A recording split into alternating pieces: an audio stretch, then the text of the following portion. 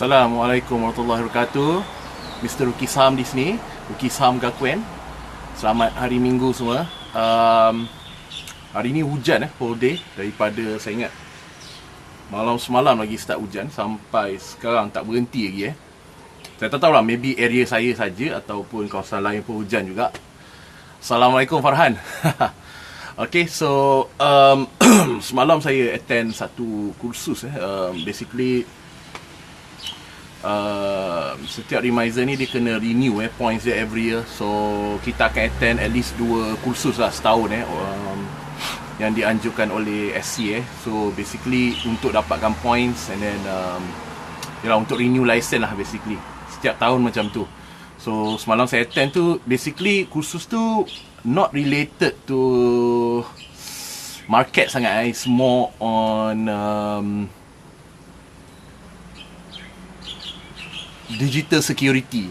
So basically dia nak bagi tahu lah yang kita punya era kita hidup sekarang ni, the digital era is not that safe.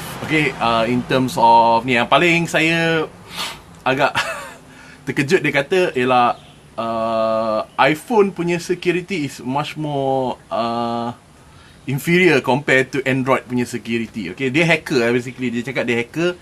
Memang semalam pun dia ada tunjuk lah dia punya skill of hacking. Dia buat all those what you call coding which is something yang saya tak berapa minat zaman universiti dulu.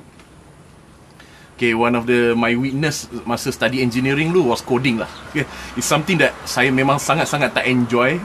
So semalam tu more to saya just dengar gitu je lah. So basically dia tunjuk lah how people nak hack into Facebook, apa semua lah. They just show roughly lah. Basically it's always saya tengok lah berdasarkan apa ni, ialah dia ada create that source code Dia create source code tu and then somehow dia try to duplicate at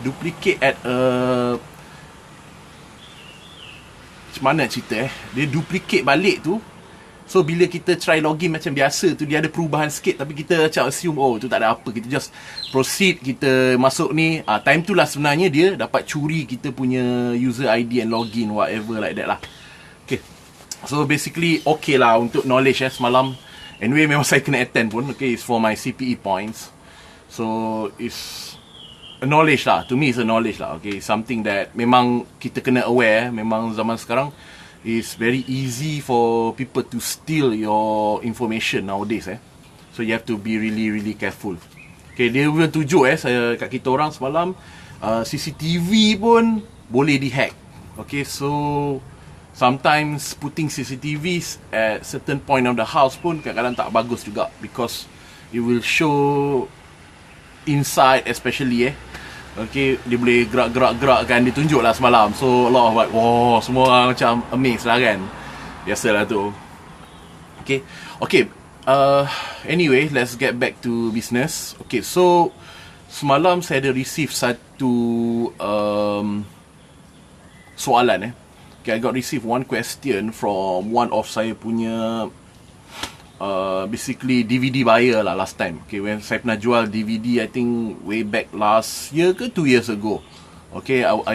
Kita orang ada pernah sold some DVDs.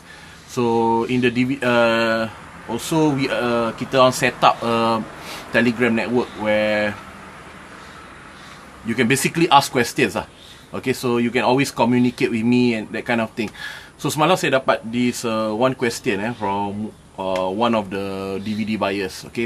So dia tanya tentang QR So QR ni apa sebenarnya? QR. Dia tanya apa aspek yang saya patut tengok about this QR.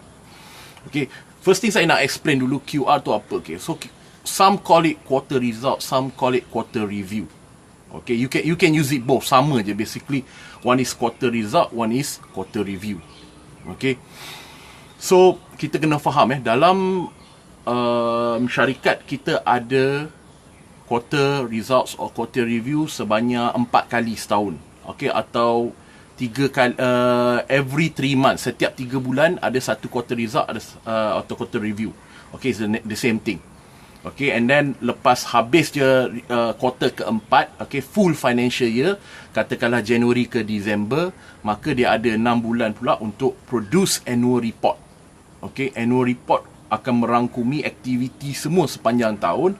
Also akan merangkumi yang paling aspek paling penting. Saya always, it comes back to the financial. Okay, so dia akan audit the financial situation of the company. Okay, so apa yang di-report semasa quarter result dengan quarter review adalah tidak audit. Okay, it's unaudited. Okay, and later dia akan engage dengan auditor luar untuk datang to the company. Okay, macam kerja yang adik saya pernah buat Okay, before dia sambung belajar. So, dia orang akan pergi ke company, dia akan duduk bercamping kat situ seminggu ke 2 minggu ke, depends on how big the company is. So, dia orang akan audit apa yang company tu produce, okay, dalam annual report tu. And then dia orang akan luluskan whether is considered apa? Saya pernah cerita pasal ni auditor's opinion tu, whether they agree with it or they don't agree with it, that kind of thing. Okay. So basically quarter review ni macam mana nak dapat? Okay, how to get your quarter review? Okay, there's the cara paling senang lah yang saya tahu cara saya yang saya tahu, yang saya selalu buat. Saya tak tahu, maybe ada cara-cara lain sebab zaman sekarang dah banyak apps, dah banyak ni. Okay, but there are two ways you can get your one way yang saya tahu memang confirm dan data tu semua memang confirm adalah direct through getting through the website bursa-malaysia.com. Okay, so you have to go to the company announcement. Listed. Masuk website Bursa Malaysia dulu, then go to the listed companies, and then you go to the company announcement, then you filter. Okay, check for the financial result. So then you can download dalam bentuk Adobe. Alright, so then you will get your full quarter review. Okay, sebab kebanyakan orang kadang-kadang dia hanya tengok the quarter result atau quarter review. Saya panggil quarter review lah senang Okay, dia panggil quarter review tu, dia tengok quarter review tu sebagai summary sahaja. Okay, so that is quite dangerous sebab you tak tengok betul-betul kucing saya terkejut ni. Okay, you tak tengok in terms of secara detail kalau boleh. Okay, walaupun dia bukan audited, tapi it's still a financial statement. So it's wise to tengok the whole thing rather than just tengok whatever yang posted. Okay, especially yang mereka yang tengok just on the surface, macam dia masuk dalam platform saham. Okay, dia masuk into the platform. Okay, katakanlah can trade lah, kenanga punya kan. Okay, and then dia pergi kat yang announcement, and then dia just tengok the financial results. Dia klik, ada keluar satu kotak-kotak tu just the revenue, how much is the profit, and then how much is the the EPS apa semua. Dia just tengok benda tu je. So that's not enough Okay, that's not enough. Okay, unless you don't see anything out of the ordinary. Okay, kenapa kita ada quarter review in the first place? Okay, and kenapa saya kata yang bila you buy saham, okay, when you buy stocks, saham atau saham lah, okay, one of the things is the concept of tinggal tu. Yes, kita memang tak tengok because we are investor. Okay, we don't look at it 24 hours. But every 3 months kita kena tengok quarter review. Okay, because quarter review ni samalah macam exactly nama pun review. Okay, review ni maksudnya menilai semula. Okay, sebab kita nak make decision making based on what's going on. Okay, sama juga macam zaman saya bekerja dulu Zaman saya bekerja dulu, kita ada what we call a KPI. Okay, cuma KPI dulu tak adalah quarter review, kita panggil half year review. Meaning that after 6 months, then we review balik what is the what have we achieved. Okay, adakah dia inline dengan apa yang kita set masa kita buat budgeting, masa kita buat kita punya KPI. Okay, kita set target, contohnya katakanlah saya dalam penanaman sawit lah. Okay, I have to cover, let's say one of my KPI is untuk cover dalam tempoh 6 month tu saya kena tanam at least lah, katakanlah saya kena tanam at least 50 hektar, contoh je lah kan. Okay, so when we have that review, kita akan tengok tau, okay, 6 month dah sampai, where are we right now? Kita dah dekat 50 hektar ke, ataupun kita dekat 45 hektar. Okay, if we are over that, itu bagus. Okay, that's why KPI tu dia ada 3, 4 dengan 5. Okay, if we are over that, what you call, 50 hektar tadi. Okay, sorry. Apa saya kata tadi, is it for 1 year or 6 months? Okay, tapi basically kita ada target. Katakanlah 6 bulan saya target 50 hektar kena ditanam dengan anak sawit baru.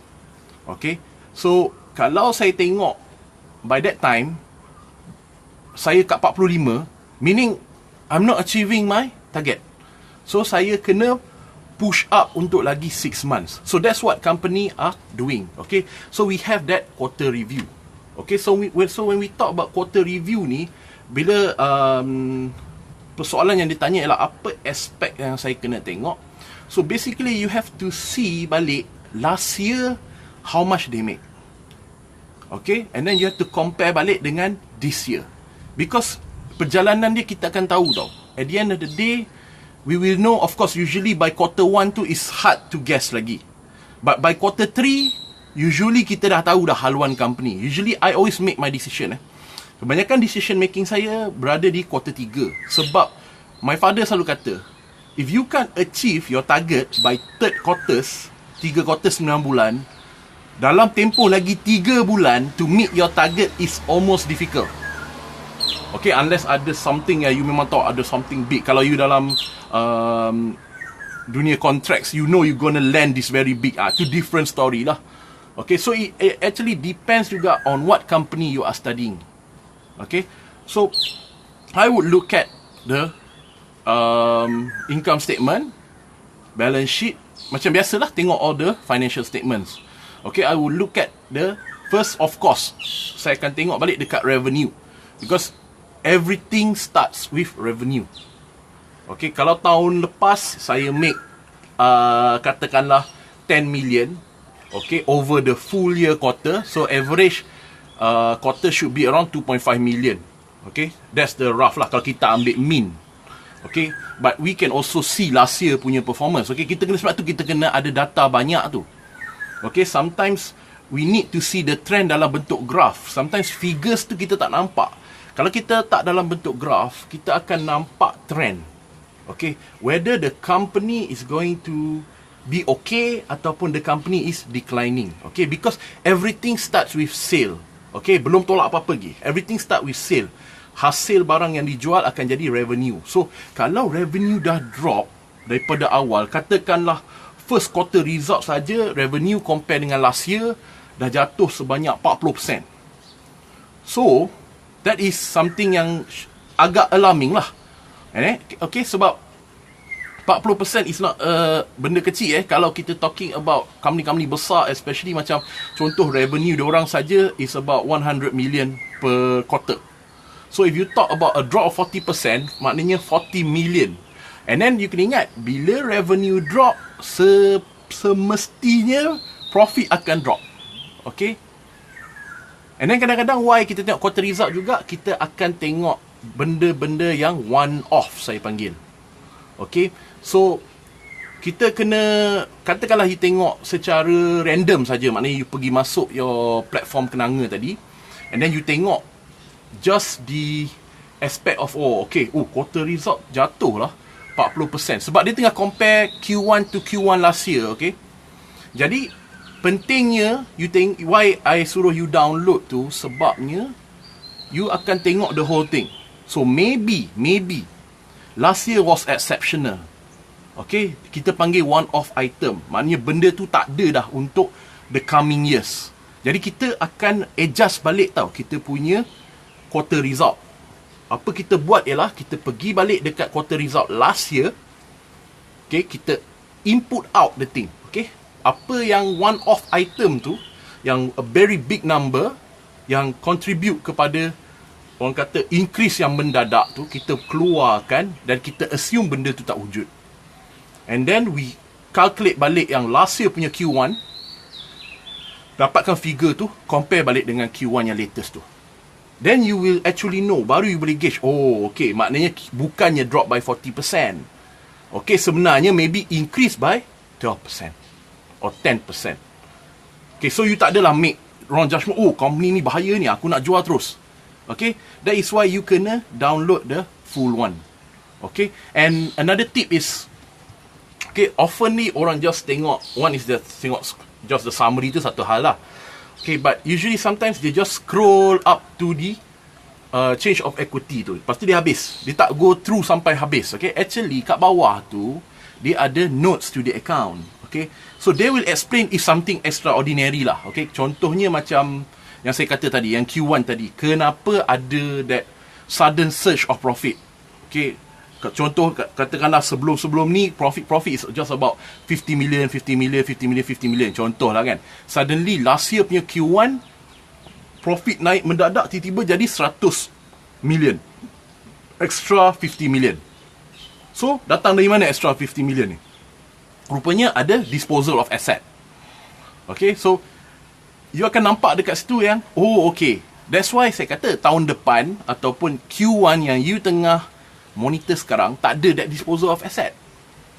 So you will know that. So yang penting ialah jangan scroll sampai the last statement. Scroll through everything. Dia ada kat bawah tu, dia akan tulis the reason why. Okay, the reason why. Okay, so itu in terms of statement. Okay, so basically saya guna ni, saya tak nak read too much deep into it because at the end of the day saya kata it's still an unaudited punya. Okay, in the past kita dah ada case where variation tu terlalu besar. Okay, maknanya semasa dia orang buat dia orang punya QR result and semasa dia orang nak produce dia punya financial punya annual report, there was a huge difference. Jadi benda tu jadi issue. Okay, maknanya ada benda yang tak compliance. Okay, ada benda yang telah disorok ke apa ke, macam-macam lah nak kata accounting ni. Okay, saya ni bukan pakar accounting. I self-learn accounts. So, there are a lot of things lagi saya tak tahu. Because saya bukannya formally accounting student. Saya engineering student. So, I can only explain what I can explain berdasarkan apa knowledge yang saya ada dekat saya. Okay. Of course, saya masih continuously belajar. Tapi itu yang saya faham. It's called creative accounting. You can change a lot of things in accounting. Itu yang buat lagi pening. Especially orang yang bukan background accounting. Okay, but that's something yang bagi saya lah. Okay, if you want to be so, apa orang kata, semua benda nak tengok apa semua, at the end of the day you takkan turn into action. Okay, itu saya punya experience. Most people this is my experience. Most people who look things too much, okay, too much. But dulu pun saya macam tu. Too much, you will never convert it to action because you have a lot of ni tak kena ni, yang ni tak kena ni, ni yang tak kena ni. Okay, so there are things yang sometimes you do your analysis takat tu and then okay, take a shot. Yang penting action tu ambil.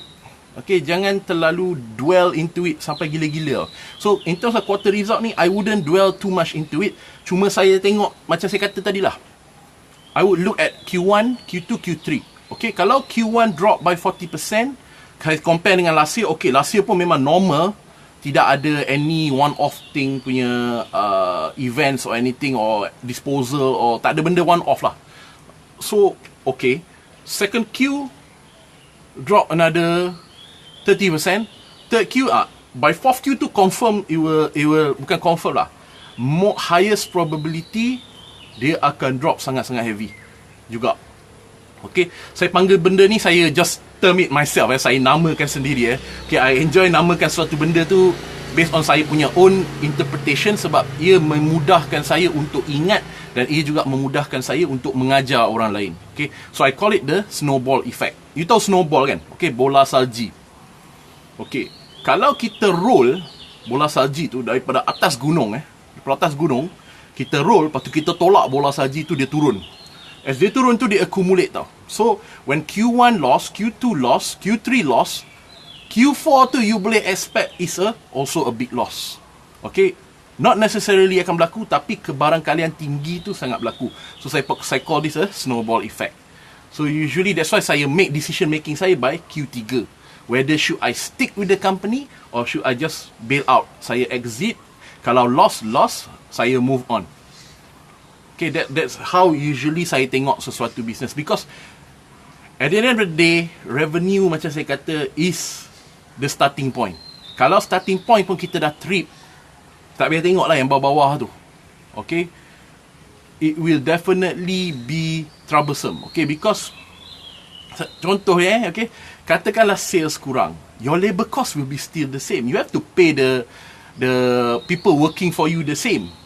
Katakanlah tahun ni tak buat profit mana, okay, sales lah, you didn't make much sales to this, but you still have to pay all your marketing executive, you have to still pay your administration executive, your HR executive, your production executive, your directors, your CEO. You have to pay them regardless of how much revenue you make.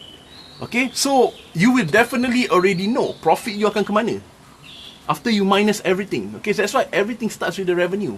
Okay, saya punya style is I like to go into growth companies. Saya cari company yang ada trending of growth. It depends on what is my objective. Kalau saya kejar company yang ada chance untuk capital appreciation, I would go for a company yang ada trending in terms of sales.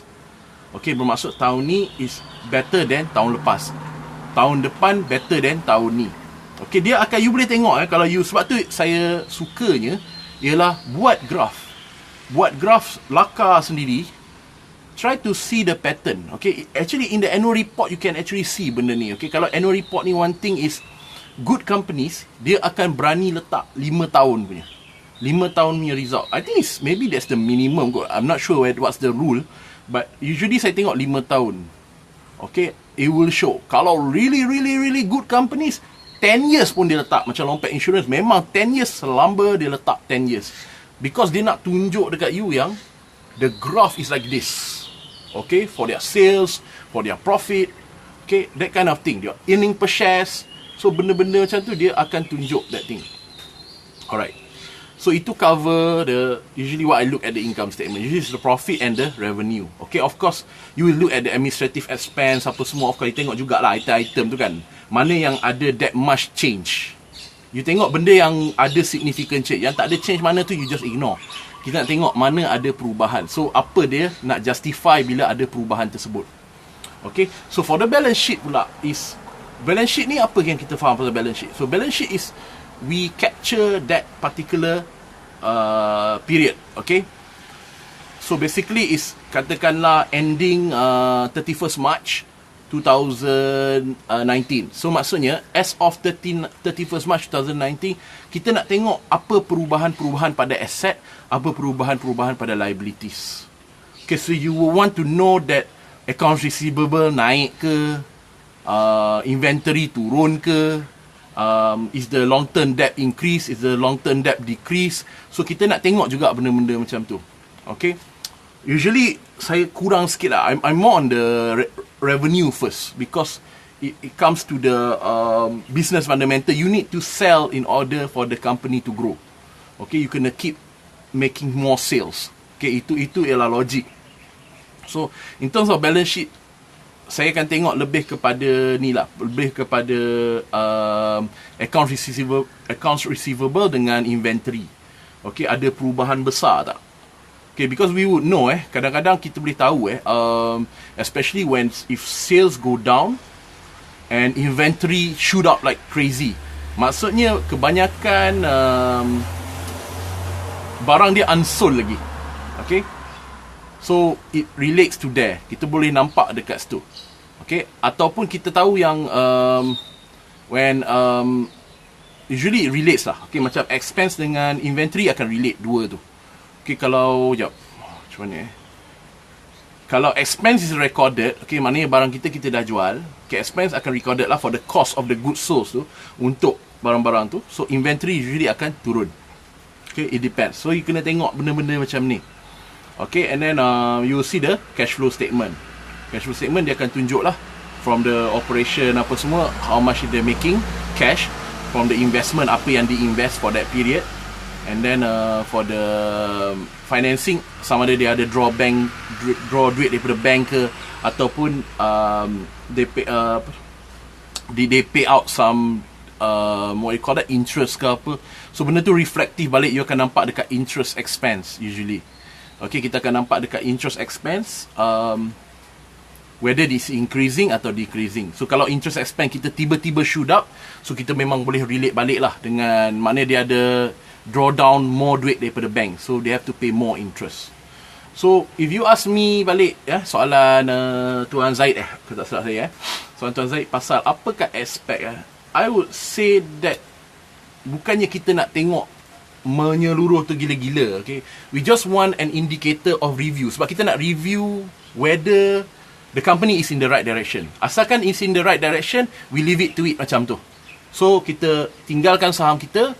The next 3 months from there, Q2 pula, kita akan start review balik. Okay, so this review ni kita buat every single 3 bulan. Okay, 3 bulan sekali buat satu review. Okay, tunggu quarter result keluar, tengok company tu heading to which direction. Okay, because a company one thing saya learn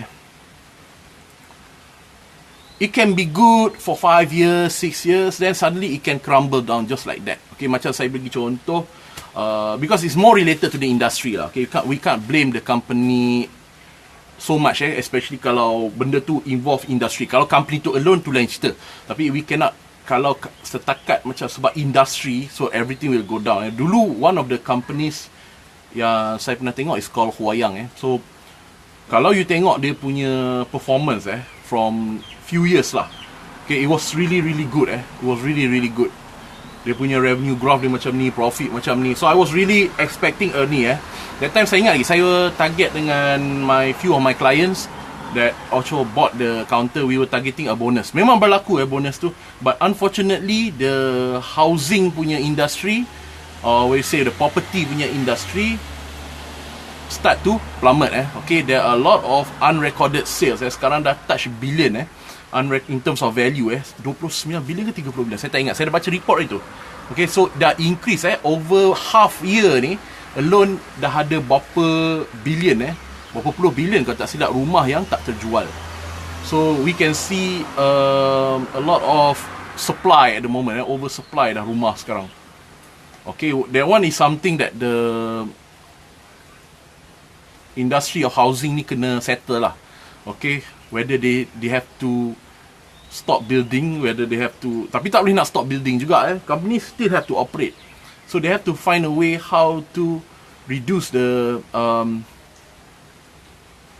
amount of unsold houses in the market. Okay, itu satu masalah besar. Jadi bila berlaku macam tu, okay, you don't wait to the end Sebab tu saya tengok quarter result. Okay, so Huayang tu, saya balik pada cerita Huayang how I relate dengan quarter result Okay, Huayang tu performance dia memang okay that time, and then when the housing industry, the market, everything start going down, saya dah mula tengok Huayang punya quarter result dah jatuh mendadak. So the snowball effect has happened. Saya cut saya punya losses. Masa tu Huayang was I think it was RM1 sir. Okay, saya punya average price after including the bonus issue was around 120 or 1 something lah. So saya cut it, and then RM1. Sekarang ni Huayang is 40 cents. So you can see the decision making. Okay, bukannya semua decision making you akan happen like after you cut, rupa-rupanya naik, rupa-rupanya the snowball effect tu macam saya kata, tak ada benda 100% dalam stock market. Okay, when you say about the snowball effect, saya kata kebarangkalian tinggi sahaja that's going to happen. So in case of Huayang, it's easy because the whole industry. So benda tu bukan reflect kat Huayang seorang, it reflects to everybody. Okay, semua company yang involved dengan property, okay, so they suffer. Jadi saya cut macam tu. Sama juga macam AirAsia. Okay, AirAsia X. So saya ingat lagi that year, the IPO year. So tak ingat tahun berapa, but it was 125. Lepas tu slowly that time pula harga minyak dunia tinggi. So they was telling us that it's because of jet fuel. Jadi diorang tak boleh make profit. So they start losing money. So along the way, nak dekat 90 sen ke RM1 ada juga, saya dah cut. Okay, I dah ni, and it went all the way down to 20 cents.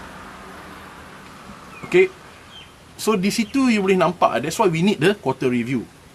Of course, after that, you akan tengok, kalau you sanggup tunggu yang Q4 and then another 6 months for the annual report, that's up to you.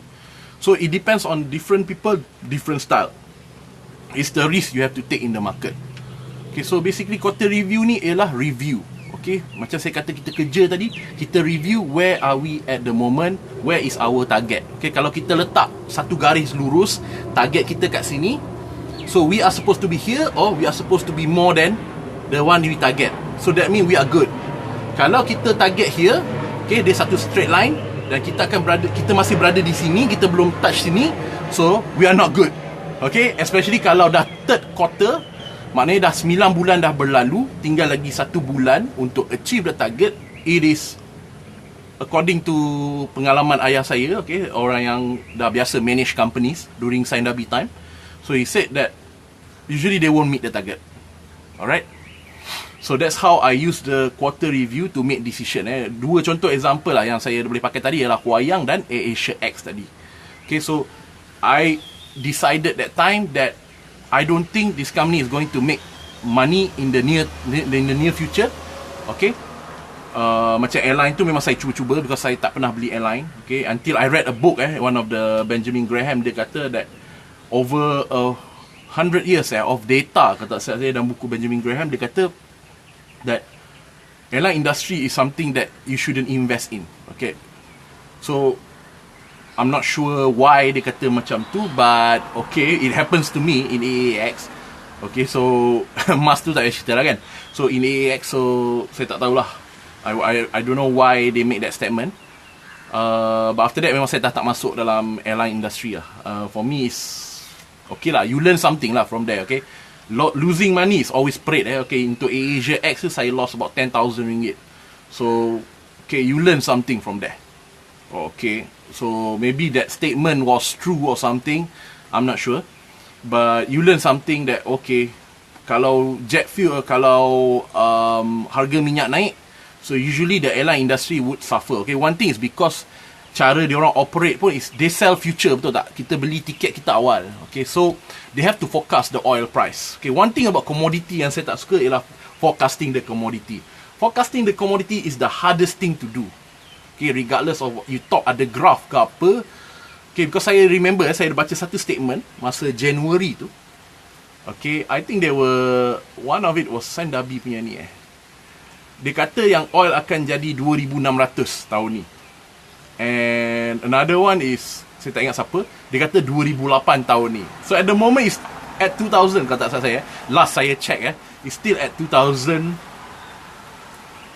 ni per metric ton. So sebab tu saya dulu sebab I was in the plantation. So if I can get a 2004 or even 2005, I'm pretty happy. Okay, I'm pretty happy because saya banyak accumulate a lot of plantation stocks at the current CPO sekarang ni at 2000 something. So saya banyak accumulate the plantation stocks. So I'm waiting for the CPO to come back. Okay, because CPO is cycle. Okay, I've learned that in the past. CPO is cycle. So it's just a matter of kalau you nak choose tu, you try to find company yang boleh float during the bad market. Okay, meaning they are able to operate during bad market. Okay, the profit might not be much ataupun worse, it might not even be profit, tapi the company can still remain relevant until the CPO come back.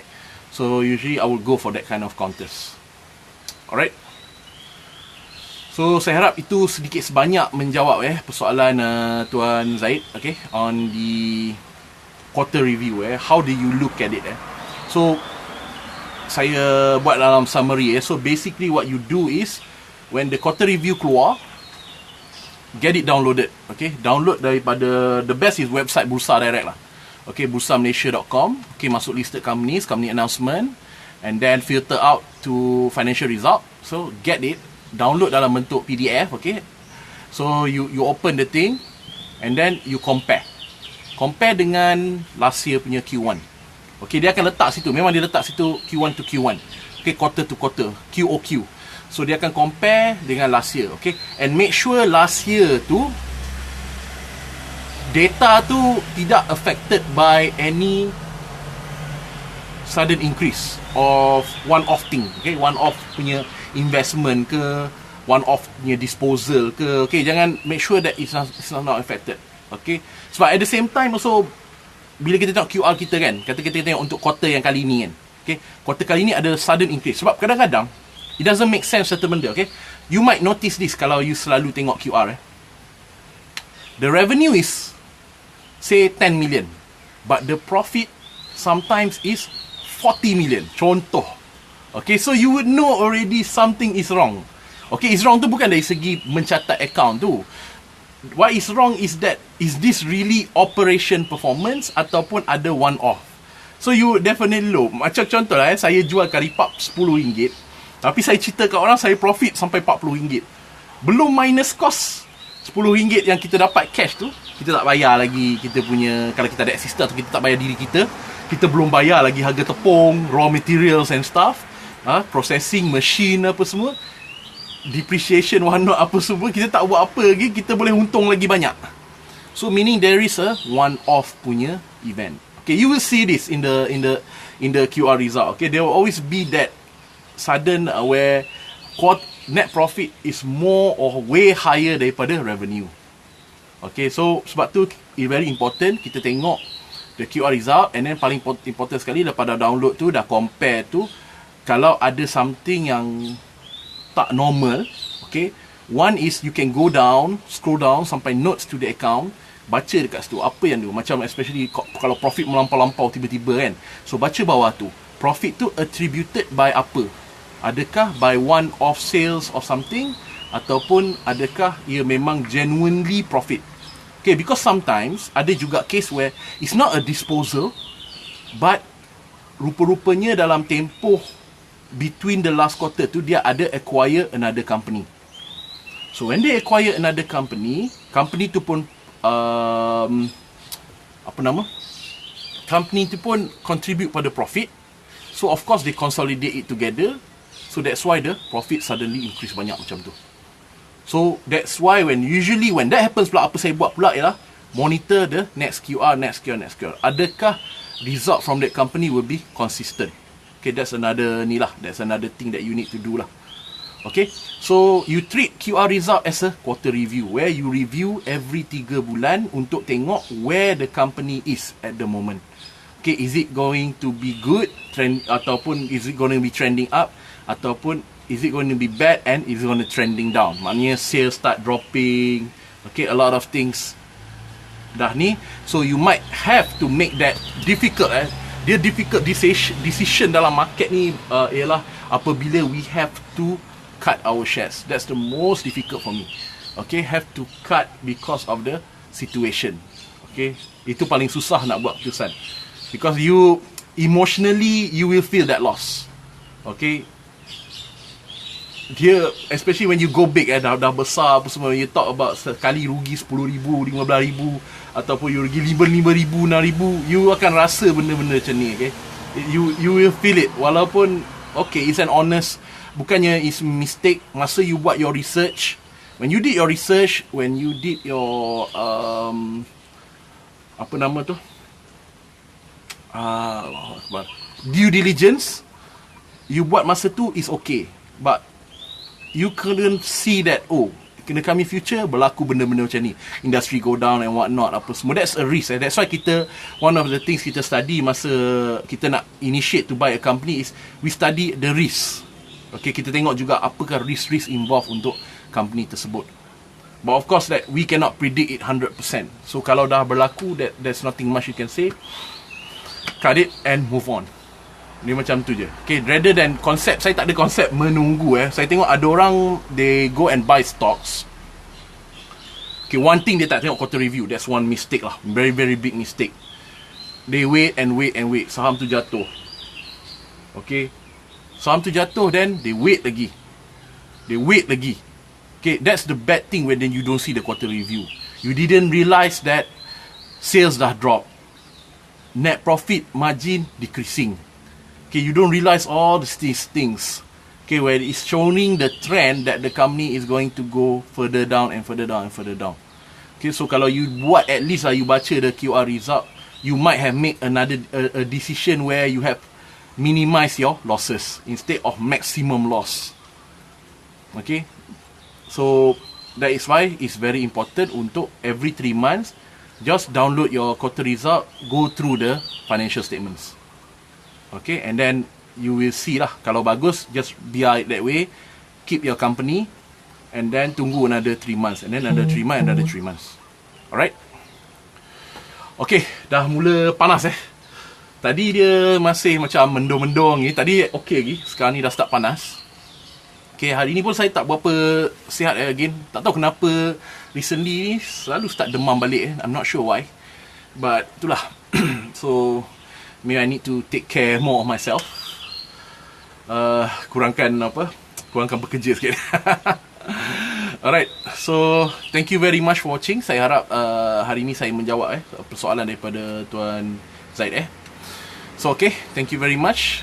Until saya free again insyaAllah, okay, saya akan buat lagi live session ataupun maybe saya akan upload more videos Saya akan upload more videos in the Ruki Saham Gakuen punya Facebook So kalau yang belum like Facebook Ruki Saham Gakuen, boleh like. Also you can also set see first supaya you tak miss kalau saya ada buat live ataupun saya ada post anything new, so you don't miss out YouTube channel tu saya tengah cuba untuk upload I don't read, sebab masa saya terlalu strict. Saya tengah uruskan bab property dulu sekarang ni, so I don't have much time sangat dulu. Saya akan cuba upload bila saya ada masa Okay, saya dah start drafting for my lecture notes. So insyaAllah tengoklah.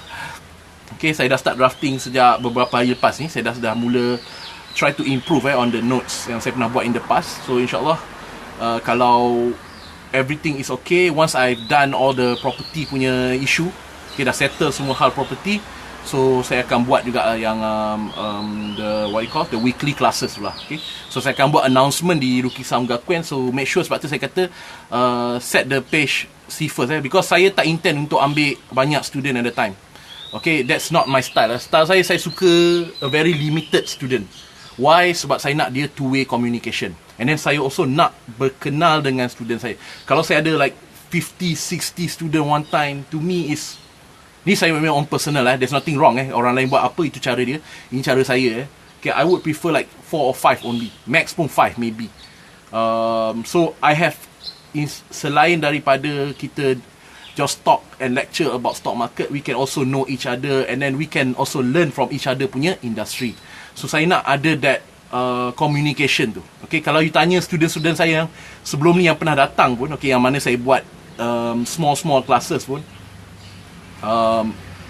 I have good relationship with them until today. So that's why kalau saya nak buat pun saya takkan buat banyak. Okay, so kalau you nampak tu, try to grab it try to grab the opportunity.